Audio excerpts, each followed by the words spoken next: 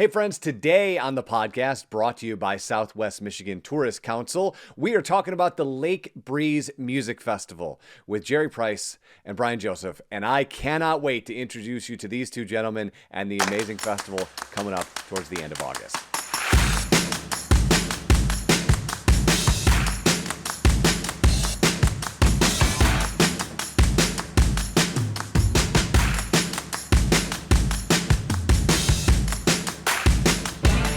And as I said, my guests today, Jerry and Bryan, and we were talking about the Lake Breeze Music Festival. Gentlemen, welcome to the podcast. Well, welcome, Eric. Thank you for having us. Thank you. It is my pleasure. So before we kind of get into the festival itself, how did you two come together? Like, what's the relationship between you two guys? And then how did this music festival kind of spawn out of that friendship? All right. Well, maybe I'm assuming you're not actually friends. I don't know. we are friends. We're great friends, right? Yes. So I'll talk about the friendship, and I'll let Bryan kind of talk about how the festival came. So Bryan and I had always run in the same circles, but had never really interacted much until the KitchenAid Senior PGA Championship, and we both were volunteers on that, working with the community concert. And then that's where we were able to actually meet and talk and get to know each other, and saw that we had this love for music. So over the last, 6 or 7 years, we've worked jointly with a great team of wonderful volunteers from KitchenAid and the community to put on a community concert every other year with the KitchenAid Senior PGA Championship. So our friendship was always orbiting around other people, and then it landed as we worked jointly on that concert. And I'll let Bryan kind of touch on how the festival, the Lake Breeze, came about from that relationship.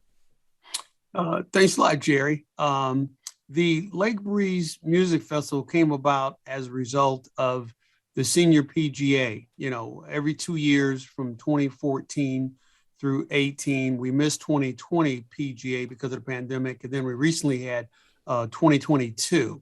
And to give you some of the artists that we've had at the Senior PGA, has been the OJs, the Whispers, Morris Day and the Time, Gerald Albright, Stephanie Mills, etc.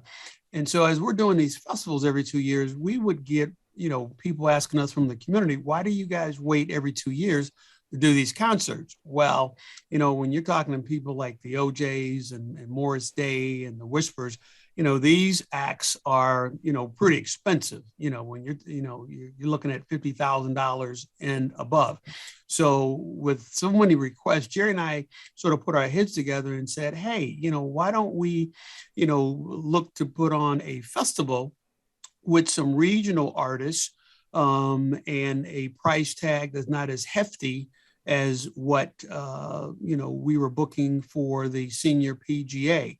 And so that's sort of how we began to formalize the idea of the Lake Breeze Music Festival. And Jerry has a lot of contacts, and I've got contacts from my previous life in the music industry. And we began to work on some talent for the Lake Breeze Music Festival. And that talent includes Andrew Fisher, who's a local artist, vocalist, who, when you hear him, he's got a strong influence from Stevie Wonder. And then our second artist is Carmen Stokes, who is a Chicago native and also a phenomenal pianist. And she's influenced by Ramsey Lewis. And then our third artist is Megan McNeil. Megan is it was on The Voice, the NBC show in 2017, and she's influenced by Aretha Franklin and Sarah Vaughan, and just a phenomenal powerhouse of a singer. And then to close out the show on August 20th is saxophonist Tim Cunningham, who hails from St. Louis, but has been around for a number of years and quite talented, and he has opened up for everybody from Luther to Patty to Anita Baker, just a lot of folks, and a strong talent in his own right. So that sort of gives you an overview of the type of talent we have coming in, regional and local talent to hit the first Lake Breeze Music Festival. And it's a great lineup. And Bryan, the timing couldn't be better given the fact that most other concert tickets are skyrocketing into the stratosphere, right? Where you can't really afford to go see live music. And, 25 and 35, this is an amazing price point for a spectacular lineup. And Jerry, I'll kick it back to you because you and I were talking moments before we started recording in a place that's just kind of got a magical thing going on during the summer. Absolutely, right. The stage where the Lake Breeze Music Festival will take place is the Shadowland Pavilion, located on the beautiful sandy beach of Silver Beach in St. Joseph, Michigan. We say the music will be played in St. Joseph, but the backdrop is Bryan County, right? And when you talk about this location, and you're listening and to the waves of Lake Michigan as they move across the beach sand and you see the sunset, just think about that in terms of beautiful music, wonderful sounds, and the backdrop. Your backstage curtain is the sunset of Lake Michigan, right? It doesn't get any better than that. That's the name Lake Breeze. We're sitting at the lake, we're enjoying the breeze, and the community has really just wrapped their arms around this first year festival. So we're excited for people to really come and enjoy, our area and what it has to offer. It's our hometown, and we hope we make it a few others' hometowns after they enjoy the Lake Breeze Music Festival. It's a great backdrop and one of those places where I feel, and again, Jerry, you and I were talking before you hit record, St. Joe is right in the route between bands that go from Chicago to Detroit, right? Maybe they stop in Grand Rapids or Lansing, but maybe they don't. They go straight to Detroit. They still have to pass through St. Joe. And the backdrop is so enticing. I wonder if it ends up being a little bit like a lake version of Red Rocks where you just have to play this spot. Absolutely. And that's Bryan and I's goal, right? We want to make this the music mecca, right? We want this to be about beaches, beats, rhythm, wines, and beer, right? When you see this venue as an artist, right, you can't help but to stop and take it in as well, right? So we really think that our Lake Breeze Music Festival can become that mecca of music for our area.